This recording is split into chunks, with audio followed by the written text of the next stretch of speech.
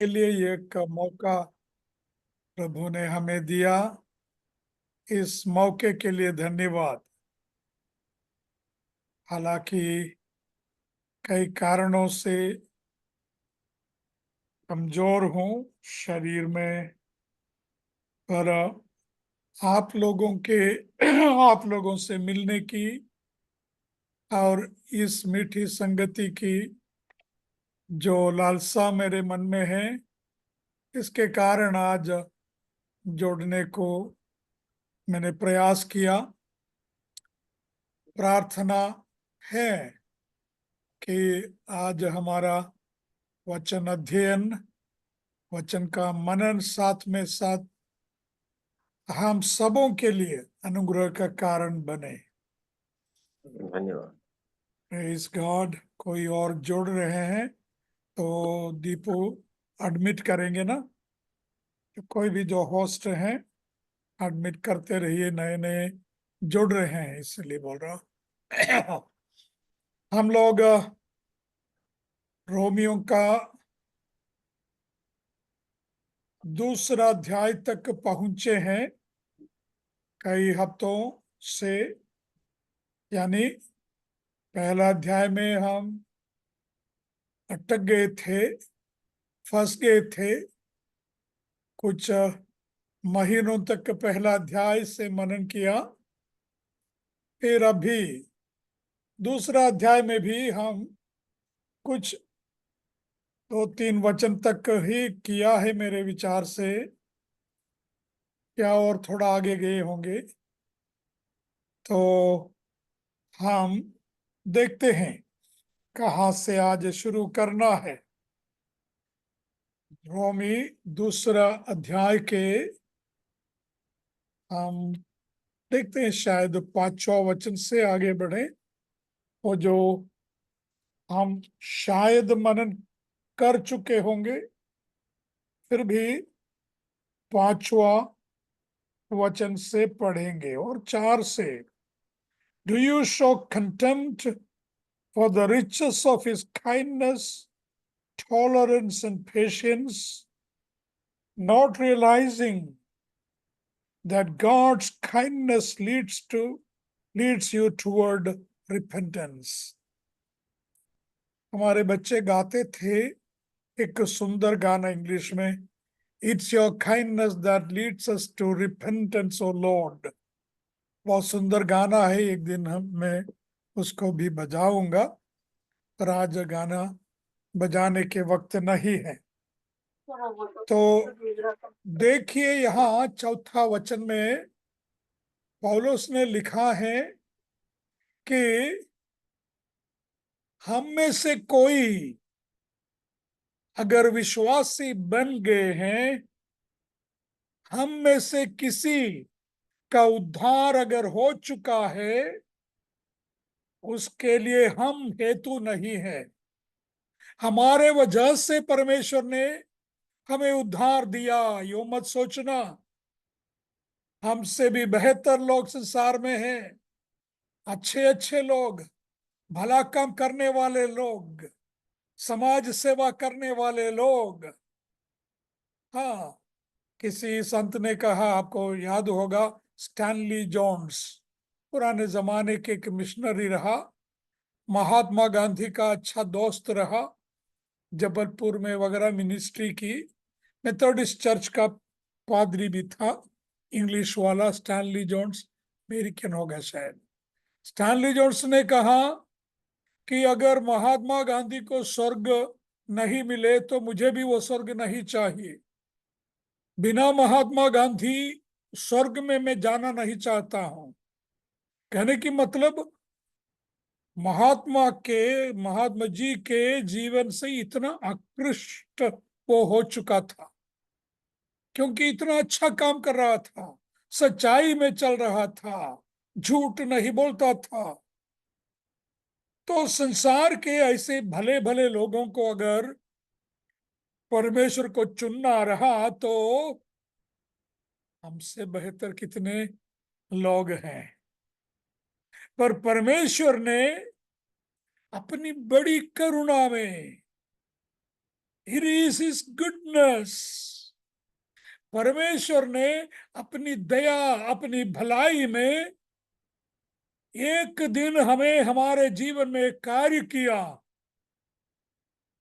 हाँ, मुझे कभी लगता है नरक के रास्ते में हम नरक की ओर बढ़ रहे थे, और मुझे लग रहा है कभी एक कदम और बढ़ाए तो नरक के उस गहरे गड्ढे में गिर जाने वाला था। उस अथाह गड्ढे में गिर जाने वाले हम थे, पर एक कदम और बढ़ाने के पहले परमेश्वर ने वहां खड़ा रहा। प्रभु यीशु मसीह वहां खड़ा रहा, बोला ना बेटा, आगे खतरा है, आगे खतरा है। तो प्रभु की स्तुति हो उस भलाई के लिए, जिस भलाई ने हमारे जीवन में पश्चाताप लाया, पापों के बारे में हमें बोध किया। प्रभु यीशु जैसा पवित्र आत्मा के कार्य के बारे में सिखाते हुए अपने शिष्यों को कहा, राइट, व्हेन ही कम्स, वो जब आएगा, पवित्र आत्मा जब आएगा, वो क्या करेगा? ही विल कन्विक्ट, संसार को बोध करेगा, संसार को बोध करके देगा कि हम गुनहगार हैं, हम पापी हैं, हमें उद्धार की जरूरत है। हम जिस रास्ते में जा रहे हैं वो रास्ता वास्तव में खतरनाक रास्ता है, वो हमें नरक की ओर ही लेके जाने वाला है। तो पवित्र आत्मा ने हमारे हरे के अंदर में काम किया, परमेश्वर का आत्मा ने हम हरे के अंदर में काम किया, इसलिए हम बच गए हैं। हमने नहीं चुना, जैसा प्रभु यीशु ने कहा, You have not chosen me, but I have chosen you. You did not choose me. यूहन्ना 15वां अध्याय के 16वां वचन में भी है, You did not choose me, but I have chosen you. अगर चुनना है तो हम और कोई मार्ग चुनते हैं, और कोई अच्छा दिखने वाले को चुनते हैं, हमें संसारिक रीति में कोई फायदा पहुंचाने वाले को हम चुनते हैं। पर परमेश्वर ने हमें चुना, प्रभु यीशु मसीह ने हमें चुना। इफिसियों के पत्र हम पढ़ चुके हैं। हाँ, जगत की उत्पत्ति के पहले, पृथ्वी के नींव डालने के पहले ही परमेश्वर ने हमें चुना। जैसा पौलुस वहां उदाहरण के रूप में बताते हैं, याकूब और एसाव, दो बेटे एक ही खोख में। तो अगर कुछ काम करके देखने के बाद अगर चुनना है, शायद परमेश्वर एसाव को चुनते हैं। काम के ऊपर उद्धार है, चुनाव काम के ऊपर है, तो शायद एसाव को चुनता, क्योंकि एसाव बहुत मेहनती था। पर परमेश्वर ने किसी भी काम करने के पहले मां के खोख में ही बोला कि I have chosen Jacob, I have chosen Esau, I have hated. Esau को मैंने ठुकरा दिया है, याकूब को मैंने चुना है।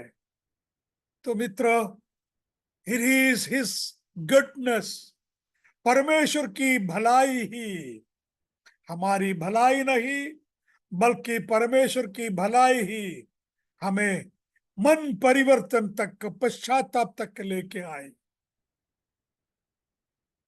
Despisest thou the riches of his goodness? क्या उसका टुकराते हो, उसके अनुग्रह को, उसके धीरज को? परमेश्वर की भलाई को ठुकराते हो? पौलुस से यहां पूछते हैं। वो दयालु है, लॉन्ग सफरिंग, पुरानी हिंदी में है, पुरानी इंग्लिश में है लॉन्ग सफरिंग, पेशेंस। हाँ, पेशेंट है हमारा परमेश्वर। जैसा पुराने नियम में वर्तव किया उसके मुताबिक किया तो पुराना नियम में भी परमेश्वर बोलते हैं लॉन्ग सफरिंग। निर्गम 34वां अध्याय में परमेश्वर अपने स्वभाव की घोषणा करते हुए, निर्गम 34वां अध्याय, मोशे के सामने से परमेश्वर गुजर रहा है, तो परमेश्वर ने अपने स्वभाव की घोषणा करते हैं। वर्स 5, निर्गम 34 के 5वां वचन, the Lord came down in the cloud and stood there with him and proclaimed his name. परमेश्वर ने अपने नाम की घोषणा की। And he passed in front of Moses proclaiming. परमेश्वर क्या घोषणा किया मोसेस के सामने से जाते हुए? the Lord, the compassionate and gracious God, दयालु, करुणामय, अनुग्रहकारी परमेश्वर, ये हमारा परमेश्वर है। उनका स्वभाव में कोई बदलाव नहीं है, पर परमेश्वर के स्वभाव में कोई बदलाव नहीं है, पर इंसान के साथ उनके डीलिंग, इंसान के जीवन के साथ परमेश्वर कार्य करने की तरीका पुराने नियम और नया नियम में फर्क है। तो परमेश्वर दयालु है, पर यहां दूसरा अध्याय, पहला अध्याय में हमने देखा, पहला अध्याय में देखा था ऐसे लोग हैं जिनको परमेश्वर का प्रकाशन नहीं है, प्रकटीकरण यानी परमेश्वर का वचन, नियम शास्त्र नहीं है। तो उन लोगों को क्यों परमेश्वर सजा देते हैं? कैसे हम परमेश्वर को बोल सकते हैं हम क्यों न परमेश्वर से बोले कि परमेश्वर ये न्याय नहीं है, ये अन्याय है। उनको जिनके पास नियम शास्त्र लिखित नहीं है, वो लोग अगर गलती की, परमेश्वर को नहीं माने, तो तुम अन्याय कर रहे हो परमेश्वर बोल सकते हैं, पर उनका कोई एक्सक्यूज नहीं है, किसी भी प्रकार के माफी नहीं है, क्योंकि परमेश्वर ने अलग अलग रीति में अपना स्वभाव व्यक्त किया है।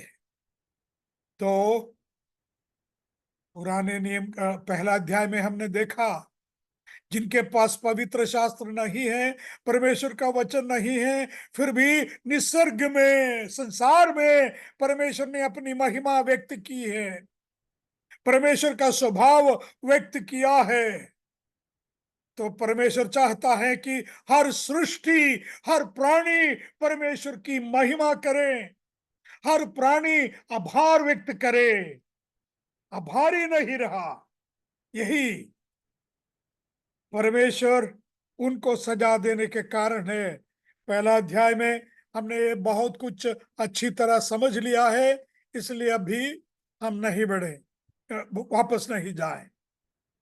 तो फिर हम दूसरा अध्याय में, मैंने एग्जाम्पल बोला था, लोग पाप करते रहे, पाप करते रहे, पाप करते रहे। तो मैंने वो एग्जाम्पल के रूप में बोला था, एक फुगा, बलून, बलून के अंदर पानी, पानी हो, हवा हो, भरते रहे, भरते रहे, तो धीरे धीरे फूकता है, धीरे धीरे फूलता है, हमको लगता है यह कितना अच्छा है।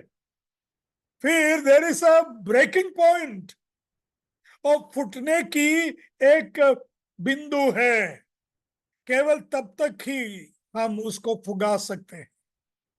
वैसे ही पाप करते रहे, कुछ नहीं होगा, करते रहे, कुछ नहीं होगा, करते रहे, कुछ नहीं होगा, क्रोध जमा कर रहे हैं, 5वां वचन में पौलुस ने लिखा, but because of your stubbornness and your unrepentant heart, you are storing up wrath against yourself for the day of God's wrath, when his righteous judgment will be revealed. Hindi में नया अनुवाद में, तुम अपने हठीले मन वाले तथा पश्चाताप विरोधी हृदय के कारण अपने ही लिए उस क्रोध के दिन पर परमेश्वर के सच्चे न्याय के प्रकाशन के अवसर के लिए क्रोध जमा कर रहे हो। हाँ, लोग बोलते होंगे ना, देखे कुछ नहीं हो रहे हैं, हम कैसे भी जीते हैं, जितना भी दारू पीते हैं कुछ नहीं हो रहा है, जितना भी मारामारी करते कुछ नहीं होता है, जितने भी व्यभिचार करते कुछ नहीं हो रहे हैं, शायद कुछ नहीं होगा। यहाँ भजन 73 पढ़ने लायक है, पर आज समय नहीं है। आसाफ का एक भजन है। आसाफ को ऐसा लगा कि देखो, जो अन्यायी लोग हैं, अधर्मी लोग हैं, उनको ना कोई बीमारी है, उनके घर में कोई परेशानी है, उनके घर में पैसे की कोई कमी है, कुछ भी नहीं है, बड़े बड़े घर में रहते हैं। तो आसा बोल रहे, I was at the stage of losing my faith, मेरा विश्वास टूटने के उस स्टेज तक, उस कदम तक मैं पहुंच गया था। तो परमेश्वर के मंदिर में गए, प्रार्थना करने लगे। प्रार्थना करते करते परमेश्वर ने उनका अंत दिखाया। ये लोग जो अधर्म में रहते हैं, अधर्म में जीते हैं, घूस लेते हैं, दूसरों को ऊपर अन्याय करते हैं, धोखा देते हैं, ऐसे लोगों के अंत दिखाया। I have realized that you have placed them on slippery ground. फंस जाने, स्लिप होने वाले, मतलब फिसल जाने वाले जगह में खड़ा है वे। फिसल के कहा? फिसल के नरक में गिरेंगे, जो अधर्मियों के लिए, शैतान के लिए रखा है। तो God is not mocked। Galati 6 के 7, शायद ये भी हम पिछले बार देखा होगा। गलाती 6 के 7 में, do not be fools, God is not mocked। Galati 6 के 7, आप में से कोई पढ़ सकते हैं ताकि हमारे क्लास गिव एंड टेक हो, इंटरैक्टिव हो। गलाती 6 के 7, अगर आप नहीं पढ़ रहे हैं, मेरे पास इंग्लिश है, पहले मैं पढ़ूंगा। गलाती 6 के 7। हाँ, धोखा ना खाओ, परमेश्वर ठट्टों में नहीं उड़ाया जाता, क्योंकि मनुष्य जो कुछ बोता है वही काटेगा। Thank you brother, you are not. अभी देखता है, अभी लगता है कुछ नहीं होता है, कुछ नहीं हो रहा है, पाप करते रहेगा, पाप करते रहूंगा, कुछ नहीं होता। हाँ, कुछ नहीं होता, कुछ नहीं होता। जैसा मैं फुगा बलून का एग्जाम्पल बोला, शुरू में कुछ नहीं होता, सुंदर सुंदर दिखता है, कलर है, डिजाइन है, सब कुछ है। पाप भी वैसा है, शुरू में लगता है बहुत आकर्षणीय है, बहुत सुंदर है। पाप करने वालों को लगता है प्रारंभ में बहुत अच्छा है, शारीरिक सुख हो, शारीरिक पाप हो, और अलग तरीके के पाप, पर धीरे धीरे फुटने का वक्त आ जाता है। और अभी अगर कुछ नहीं हुआ तो भी जो बोएगा वो ही काटेगा। अगर गेहूं का बीज आपने बोया तो फसल के टाइम, फसल काटने के समय में गेहूं ही मिलेगा। याद रखना, कांटे, काटेरी झाड़ी, अगर उसके बीज बोए तो आप काटेंगे, काटे ही काटेंगे। गॉड इज नॉट मॉक्ड, परमेश्वर का वचन बता रहे, परमेश्वर टट्ठों में उड़ाए नहीं जाता। आपको लगता है तो आज संसारिक जीवन में समस्या है, आने वाले दिनों में सनातन नाश, सत्यनाश, आग की झील, वो सहना पड़ेगा। लगता है मजा है, लगता है पाप मजा है, कुछ नहीं होता, कुछ नहीं होता। संसारिक जीवन में भी मैं व्यसन करने वाले के बारे में सोचता हूं, जो तंबाकू खाते हैं। इधर ना महाराष्ट्र में खर्रा भी है, कई जगह कोने कोने में खरा है, खर्रा खिलाते जवान लोग, वो उसका जो मिक्स करने में टाइम बिताते हैं, तो उसका मिक्स करते करते थक जाते हैं, खाते खाते खाते। आज भी एक जवान ने बोला, पापा जी का दांत सारा सड़ गया है, दांत सारा खराब हो गया है, क्योंकि वो तंबाकू खाता था। डॉक्टर के पास लेके जा रहे। हमारे पूर्व मुख्यमंत्री महाराष्ट्र के शरद पवार के मुंह का आधा नहीं है, क्योंकि कैंसर होके आधा मुंह काट डाला है। मित्र, पाप की सजा यहां भी है कुछ लोगों को, और आने वाले दिनों में, अंतिम दिनों। जी, कौन, कुछ किसने कुछ बोला? कुछ नहीं बोला, ठीक है। तो दो रास्ता है। हाँ, हम सबको उद्धार की जरूरत है। जिन्होंने अभी तक उद्धार नहीं पाया, उनके बारे में बोल रहा हूं। सबों को उद्धार की जरूरत है। तो आपको अवसर अभी है, चाहे बड़े हो छोटे हो, सुशिक्षित हो अशिक्षित हो, अमीर हो गरीब हो, हम सबों को उद्धार की जरूरत है। सबों को पाप क्षमा की जरूरत है। किसका माइक म्यूट नहीं है? म्यूट करिए। हो गया uncle ji. Unless you acknowledge your need for a savior and give your heart and life to Jesus Christ, ये सब नरक जिसके बारे में बताया, कष्ट जिसके बारे में जिसके लिए बताया, वो सब हमारा है। हम औरों से बेहतर नहीं है,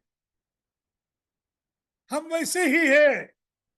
प्रभु की स्तुति हो उनके लिए जितनों ने प्रभु यीशु मसीह को स्वीकार किया है, जितनों ने प्रभु यीशु मसीह को अपनाया है। यीशु मसीह के द्वारा जो उद्धार मिलता है, पाप क्षमा मिलती है, उनके लिए प्रभु को धन्यवाद देता हूं। तो आज अगर कोई ऐसा बैठा है, सुन रहे हैं, चाहे बड़े उम्र के हो, छोटे जवान हो, या कुमार अवस्था में हो, प्रभु को अभी तक नहीं स्वीकारा, हे प्रभु मुझे आपकी जरूरत है, हे प्रभु यीशु मैं पापी हूं, मुझ पापी पर दया कर। मैं समझता हूं कि आपने मेरे लिए सलीब पर आपके जान दे दी।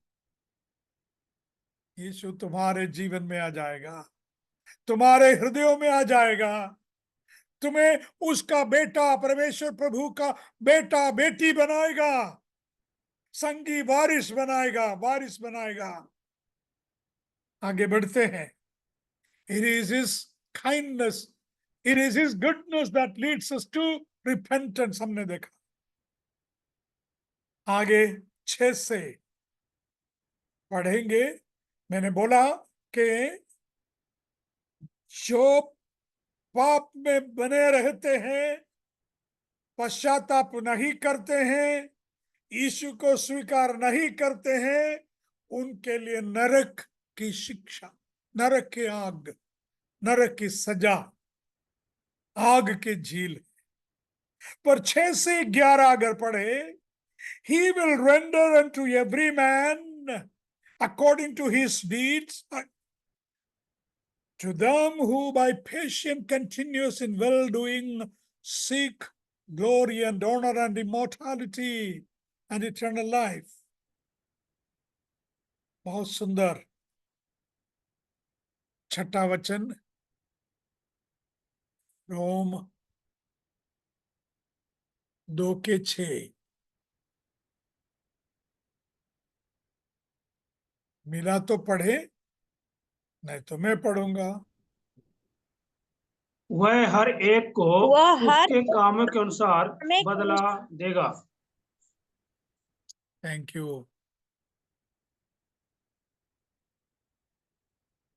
According to what they have done, क्या क्या देंगे? वो प्रत्येक मनुष्य को, बाइबल सोसाइटी के क्लियर ट्रांसलेशन पढ़ रहा हूं, प्रत्येक को अपने कर्मों के अनुसार फल देगा। 7वां पद, जिन्होंने महिमा, गौरव और अमरता को पाने के लिए अच्छे काम करते हुए बिना थके मेहनत की है, उन्हें अनंत जीवन। 8वां वचन, जो स्वार्थी, सच का तिरस्कार तथा दुष्टता का पालन करते हैं, उन्हें कोप और क्रोध। प्रत्येक बुरा करने वाले के लिए दर्द और संकट तय किए गए हैं, सबसे पहले यहूदी के लिए और फिर यूनानी के लिए भी। 10, मगर प्रत्येक अच्छे काम करने वाले के लिए महिमा, आदर और शांति तय है, सबसे पहले यहूदी के लिए और फिर यूनानी के लिए भी। परमेश्वर के पास पक्षपात नहीं है। सुंदर वचन है। परमेश्वर हर एक के काम के अनुसार उनको प्रतिफल देने वाला है। जैसा हम गलाती से पढ़ा कि जो बीज हम बोएंगे उसके मुताबिक काटेंगे भी। पर लोग पूछ सकते हैं, देखो यहां हमने क्या पढ़ा, दूसरा अध्याय में 6 से पौलुस क्या कह रहे हैं, क्या सिखा रहे हैं? जिस पौलुस ने लिखा, उद्धार केवल विश्वास से ही है, तुमने किया हुआ कोई भी काम के द्वारा नहीं, काम के फल के रूप में नहीं है। फिर इधर क्या लिखा है? मतलब है, तो थोड़ा महत्वपूर्ण बात है, ध्यान देने जैसी बात है कि एक दिन इस न्यायी परमेश्वर हर एक का न्याय करेगा, हर एक का न्याय करेगा।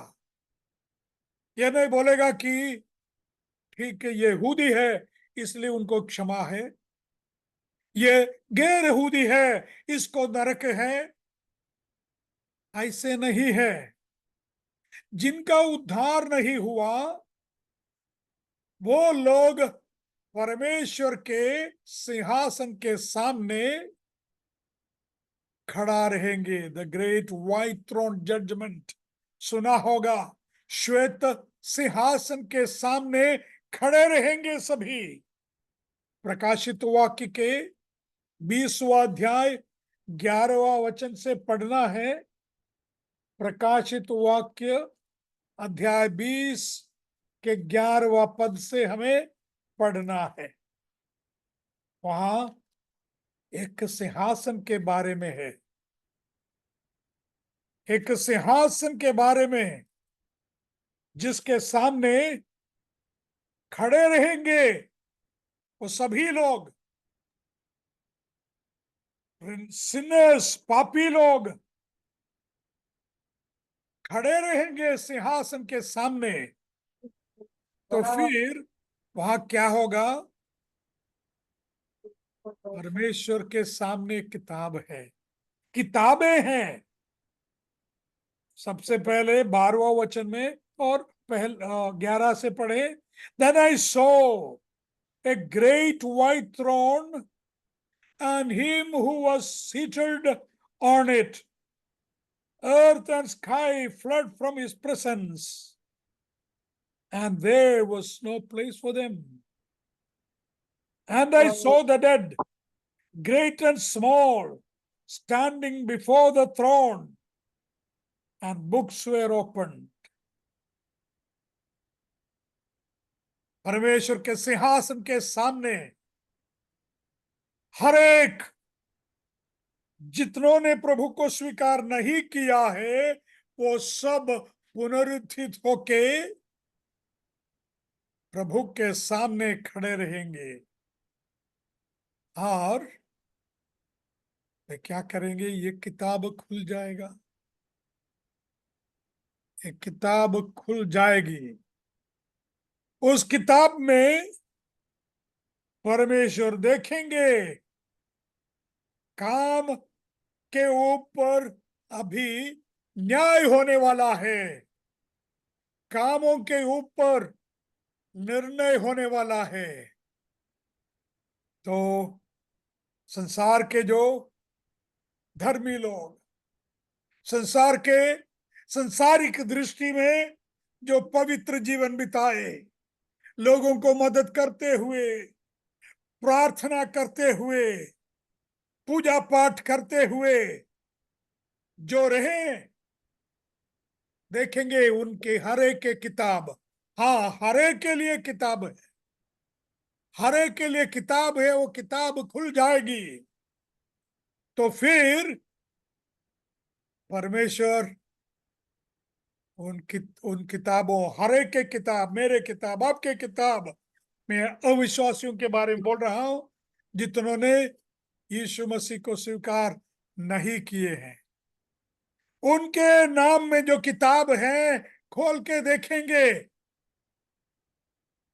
शुरू से, जन्म से लेकर अंत तक क्या क्या न किया, क्या क्या किया, सब कुछ देखेंगे, सब कुछ देखेंगे। फिर क्या होगा? परमेश्वर उस किताब के मुताबिक, उस किताब की लेखा के मुताबिक हमको बताएंगे, अफसोस है बेटा, अफसोस है बेटी, पाप करने वाला पली आत्मा मर जाएगा। The soul that sinneth it shall die. मेरा वचन, मेरा नियम है, पाप करने वाला मर जाएगा, पाप करने वाली आत्मा मर जाएगा। 10 आज्ञा दिया है, इन 10 आज्ञाओं में एक भी तोड़े तो न्याय के हम पात्र हो जाते हैं, सजा के पात्र हो जाते हैं, परमेश्वर से सजा पाने के लिए हम योग्य ठहराए जाते हैं। तो हम सबको मालूम है, बाकी हजारों आज्ञा रहने दीजिए, इवन एक आज्ञा, 10 आज्ञाओं में से एक आज्ञा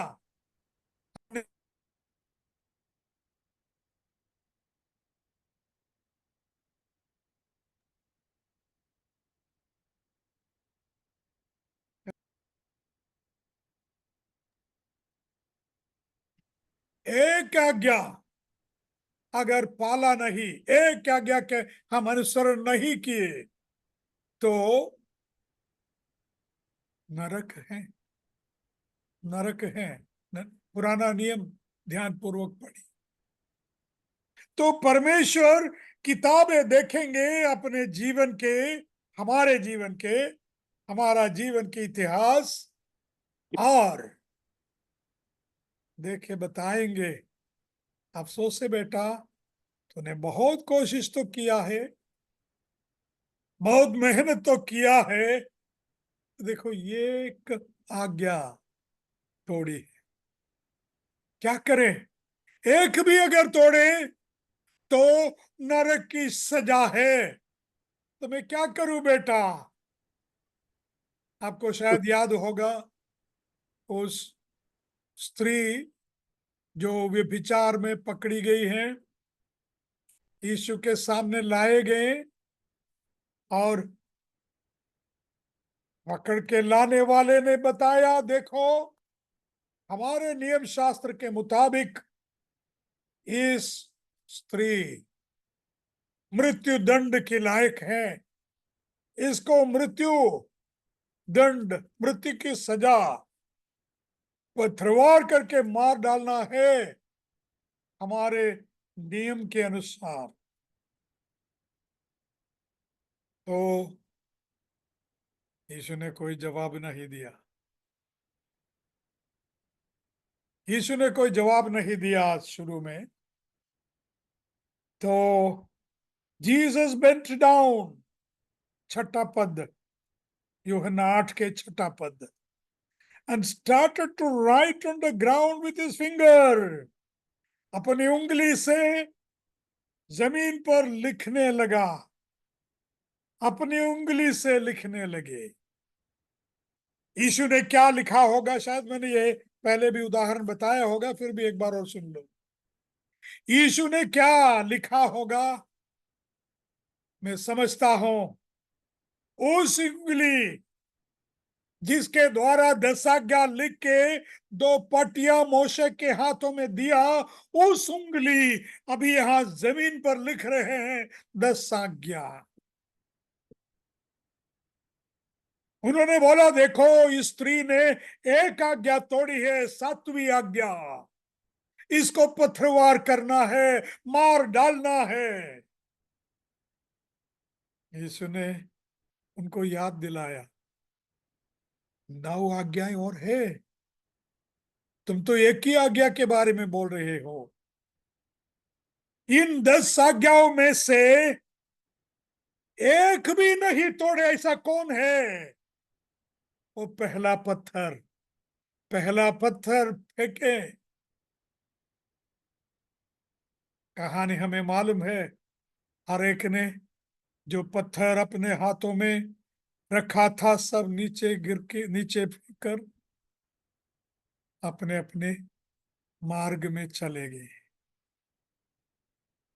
यीशु के कहने के तात्पर्य है और मेरा कहने के तात्पर्य है, कोई नहीं, कोई नहीं।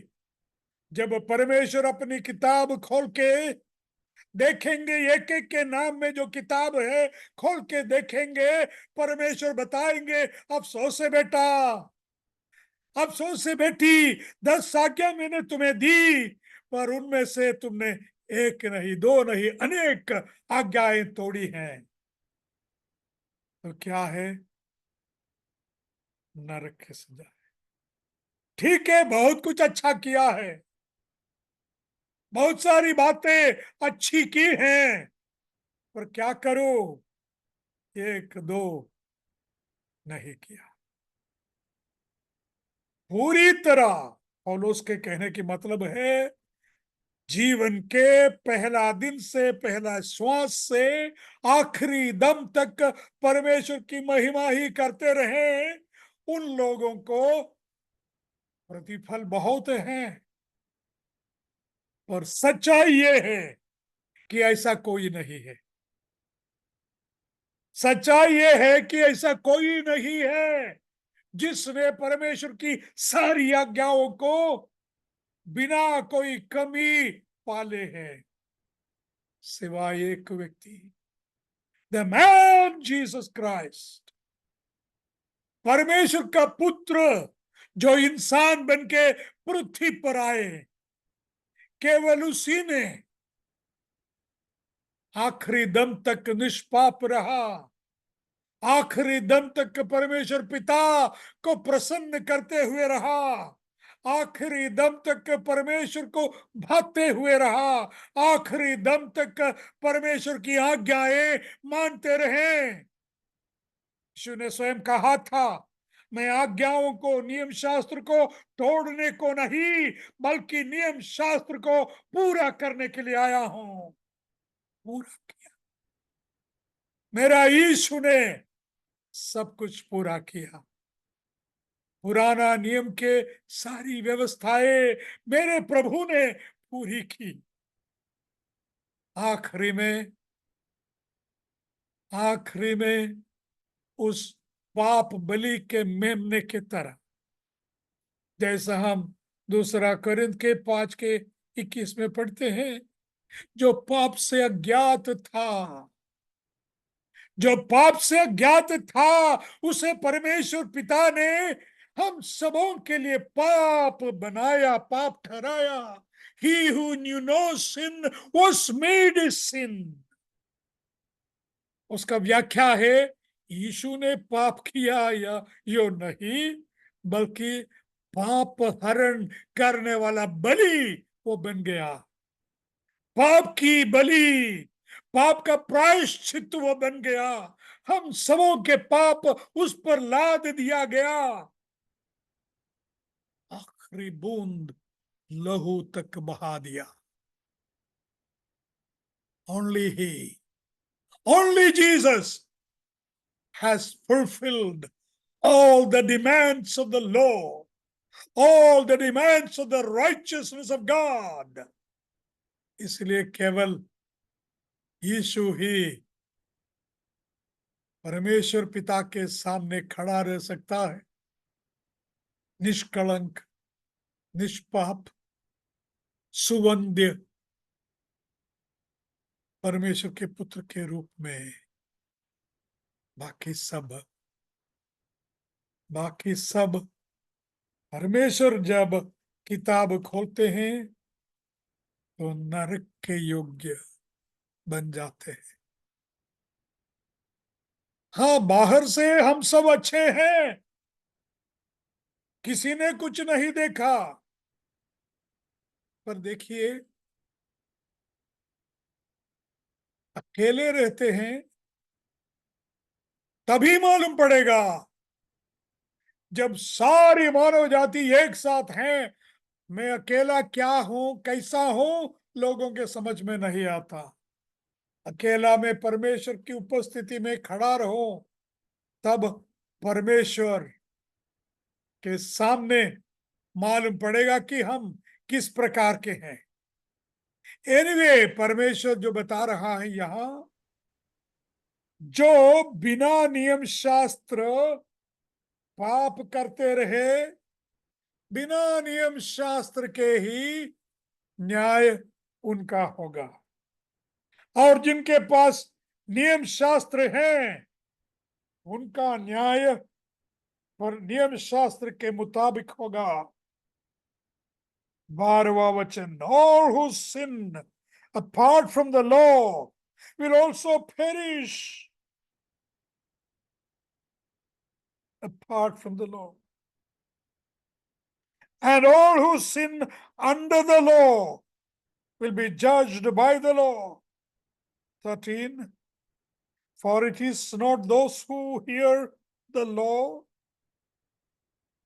who are righteous in God's sight, but it is those who obey the law who will be declared righteous. आगे भी पढ़ना लायक है, पर एक महत्वपूर्ण बात यहां पौलुस ने लिखा है। क्या लिखा है? वचन तो सुनने वाले हैं, हम सब वचन को सुनते हैं। यही यहूदियों के बारे में बताया है, पर हमारे बारे में भी थोड़ा सा हम लागू कर सकते हैं, जोड़ सकते हैं। हम भी वचन सुनते हैं। एक खतरा ये है, हम चर्च में जाते हैं, वचन सुनते हैं, तो और आखिरी में बोलेंगे बहुत अच्छा वचन था। प्रचार भी करते हैं, प्रचार करने वाले को लगता है हाँ बहुत अच्छा वचन मैंने बोला। बहुत अच्छा वचन हमने सुना। तो पौलुस ने क्या लिखा है यहां? It is not those who hear the word or speak the word, वो लिखा नहीं है फिर भी, but it is the doers of the law who shall be justified. नियम के अनुसरण करने वाले। याद रखिए, हम तो सुनते हैं, इसका मतलब यह नहीं कि ऑटोमेटिकली हम वचन को पालते हैं। हमारे बहुत बड़ी खतरा यह है, लगता है हाँ वचन सुन लिया मतलब वो हमारा हो गया, वो हमारा जीवन का हिस्सा बन गया है। नहीं, नहीं। याकूब ने क्या लिखा? याकूब 2:14, याकूब 2:14 में याकूब ने लिखा कि वचन सुन के, याकूब 2:14 देखेंगे याकूब का, क्यों क्यों नहीं। याकूब chapter 2 verse 14, James chapter 2 verse 14, James ने लिखा है, इट इज, जेम्स ने बहुत इंपॉर्टेंस प्रधानता दी है कि वचन के पालन करने के लिए। What good is it, my brothers, if a man claims to have faith but has no deeds? Can such a faith save him? Faith without deeds is dead, याकूब ने लिखा। इसका मतलब यह नहीं कि हम कामों के जरिए से, भला कामों के जरिए से उद्धार पाते हैं, पर इसका मतलब यह है, जैसा हम पिछले बार देखा, a tree shall be known by its fruits, पेड़ उसके फल से पहचाना जाते हैं। उद्धार पाया हुआ हम बोलते हैं, अगर जीवन में उसका कोई कोई निशानी नहीं है, उद्धार का कोई कोई गुण हमारे जीवन में हमको दूसरों को देखने को नहीं मिलते हैं, तो वो उद्धार डाउटफुल है, संशयास्पद है। वास्तव में वो व्यक्ति का उद्धार हुआ या नहीं। इसलिए यहां पौलुस ने लिखा, या पौलुस ने लिखा, वहां तो याकूब ने लिखा, it is not the hearers of the word, hearers of the law who are saved, who are just before God, but doers of the law. तो प्रभु यीशु मसीह का वचन हम सुनते हैं, पढ़ते हैं, काम से, कामों के जरिए से उद्धार नहीं होता, पर यीशु मसीह के वचन को पालन करने की जवाबदारी हमें है। यीशु मसीह के वचन को पालन करने की जवाबदारी हमें है, क्योंकि हम उद्धार पाए हुए लोग हैं, क्योंकि यीशु मसीह ने बहुत बड़ा कीमत हमारे लिए चुकाया है, अपनी जान देकर हमें बचाया है। यीशु मसीह ने, प्रभु ने कहा, यूहन्ना 14वां अध्याय के 15वां वचन, if you love me you will obey what I command. हाँ, हम क्यों भला काम करना है? उद्धार पाने के लिए नहीं। इफिसियों के पत्र 2:10 हमने पढ़ा, इफिसियों के पत्र के अध्ययन किया है। भले कामों के लिए सिरजे गए हैं हम, भले कामों के लिए सिरजे गए हैं। तो प्रभु जरूर उद्धार पाए हुए व्यक्ति को स्वर्ग में लेके जाएंगे। फिर भी नंबर 2 बातें हैं। एक है इस संसार के हमारे जीवन। यूहन्ना 13:17 क्या लिखा है? कोई पढ़िए मेरे लिए, ताकि हम थोड़ा सा गिव एंड टेक करें। यूहन्ना 13:17 इंग्लिश में है, happy are you if you do these things. पढ़िए।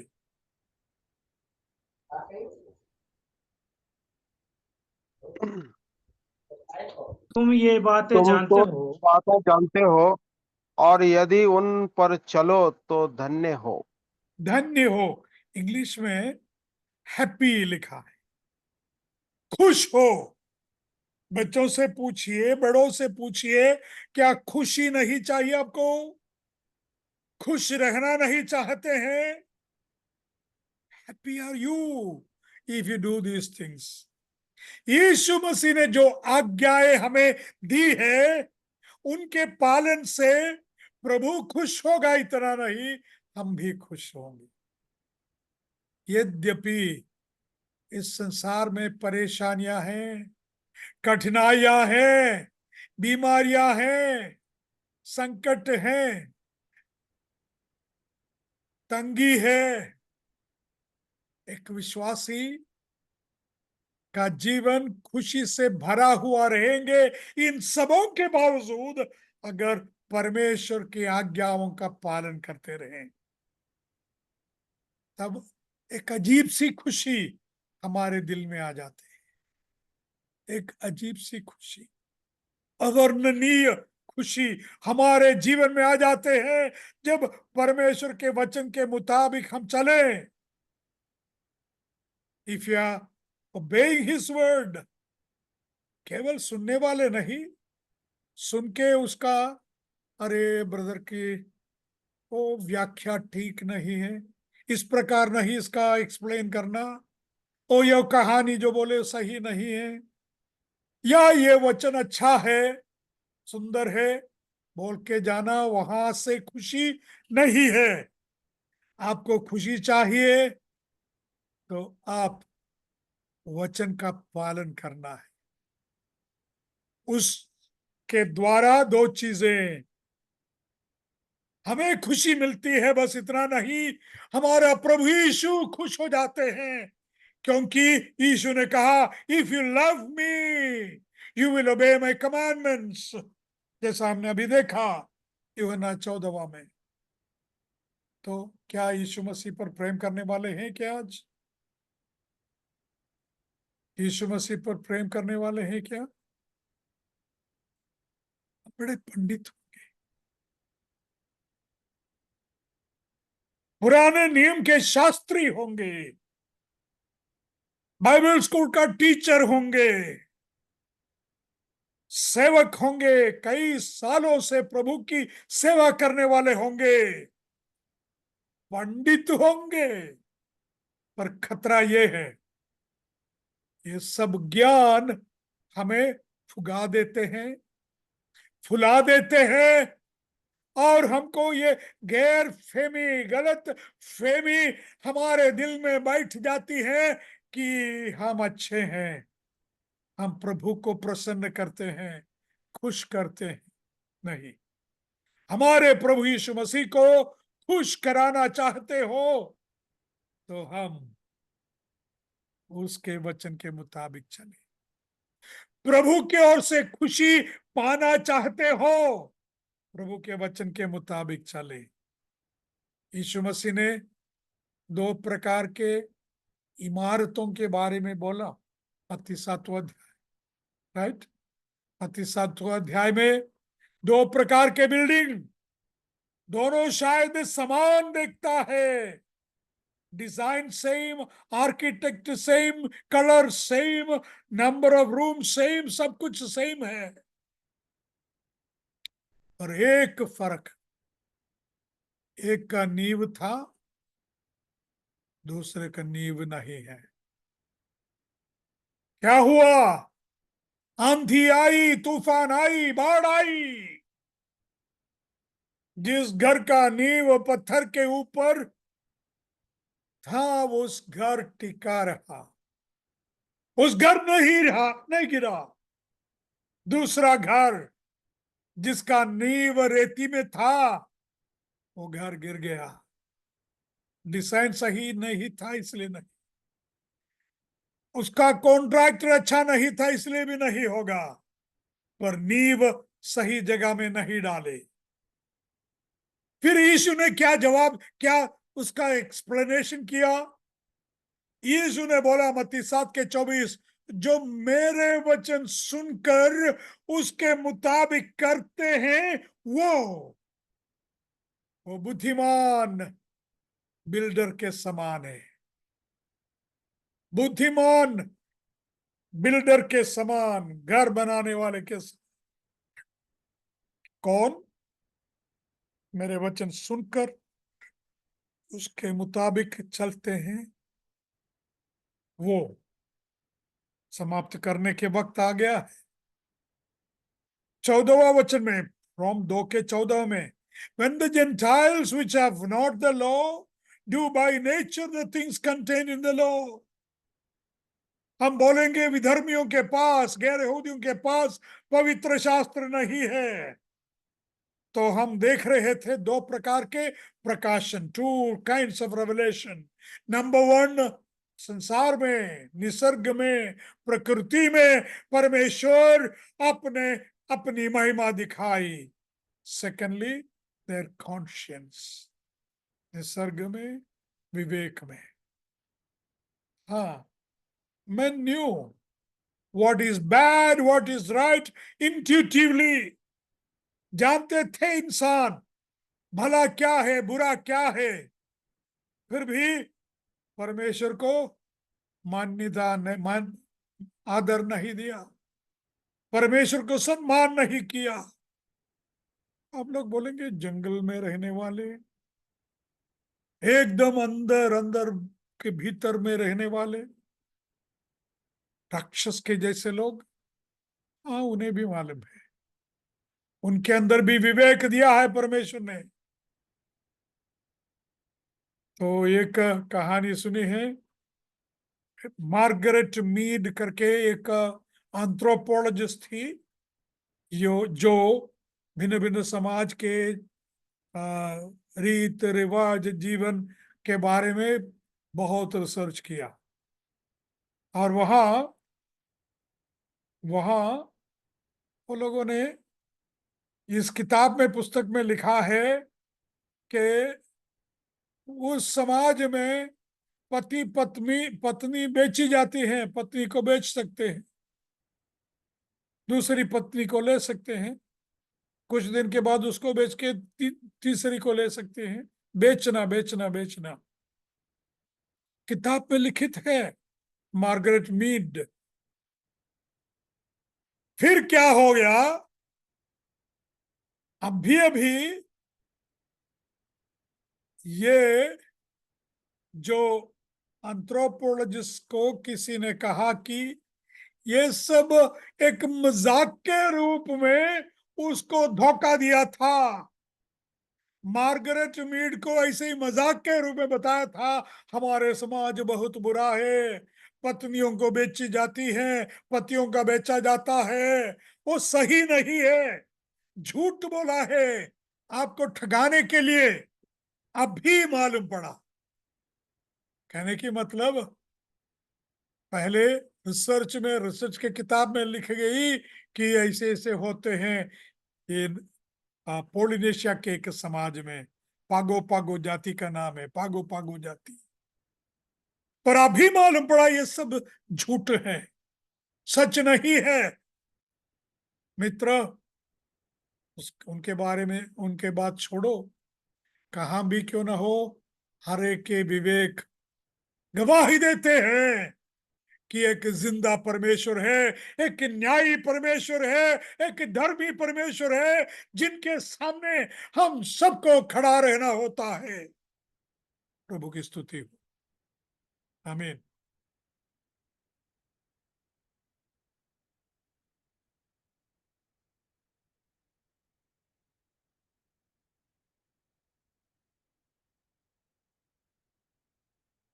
हो गया सदी, हो गया कल ही।